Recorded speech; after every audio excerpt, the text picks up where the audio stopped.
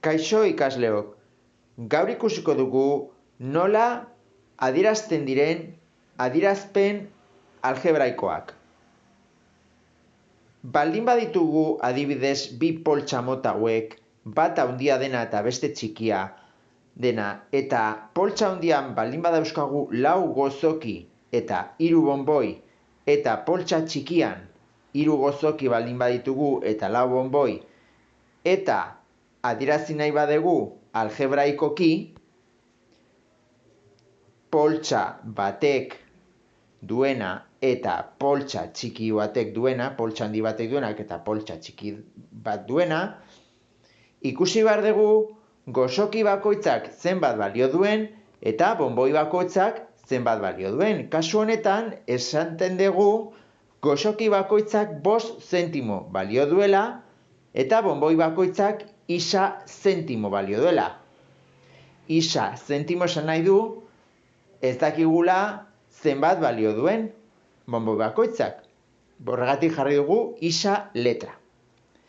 Beraz, poltsa handian baldin baditugu 3 bonboi eta bonboi bakoitza baldin bada isa zentimo, jarriko ditugu 3 isa hemen.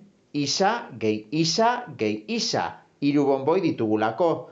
Eta 4 gozoki ditugunez, 4 aldiz jarriko dugu 5 batuketa bezala. 5 gehi 5 gehi 5 gehi 5. Beraz, poltsa handiaren adierazpena laburbilduko dugu. Isa gehi isa gehi isa da 3 isa. 3 isa ditugulako hemen. Beraz, bat isa gehi bat isa gehi bat isa da 3 isa. Eta 5 gehi 5 gehi 5 gehi 5 da 20. Beraz, poltsa handi batek balioko du 3 isa gehi 20 zentimo. Hori da poltsa handiaren adierazpen algebraikoa. Poltsa txikiaren kasuan ditugu 3 gozoki eta 4 bonboi. 4 bonboi ditugunez, 4 aldiz jarriko dugu isa, isa gehi isa gehi isa gehi isa, eta 3 bonboi ditugunez, 3 aldiz jarriko dugu 5 zenbakia.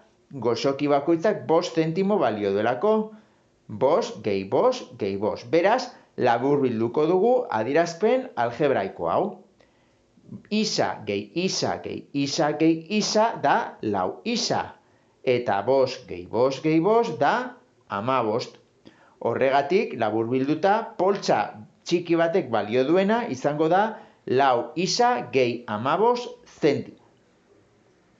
Galdetzen badugu zenbat balio duen 2 poltsa handi eta 3 poltsa txiki, guztira, jarriko dugu 2 bider poltsa handi batek balio duena, hau da 3 isa gehi 20, gehi 3 bider poltsa txiki batek balio duena, kasu honetan 4 isa gehi 15. Beraz, 2 poltsa handi eta 3 poltsa txiki balio duena, izango da biderketa hauek egitea. 2 biderkatzen dio 3 isari eta 20-ri. Beraz, 3 bider 3 isa da 6 isa. 2 bider 3 delako 6. Eta 2 bider 20 da 40. Daukagu 6 isa gehi 40 alde batetik. Bestalde, 3 bider 4 isa da 12 isa. 3 bider 4 delako 12. Beraz, 12 isa. Eta 3 bider 15 da 45. Beraz, 3 poltsa txiki izango dira 12 isa gehi 45. Batuko ditugu 2 adierazpen hauek eta juntatuko ditugu isak daukatena. 6 isa gehi 12 isa da 18 isa. Zergatik 6 gehi 12 delako 18. Horregatik da 18 isa. Eta 40 gehi 45 da 85. Beraz, 2 poltsa handi eta 3 poltsa txikik balioko dute 18 isa gehi 85. Hori da bere adierazpen algebraikoa. Esaten badugu orain, bonboi batek balio duela 50 zentimo, poltsa handiaren kasuan, egin behar deguna da, isaren ordez jarriko dugu 50 zenbakia.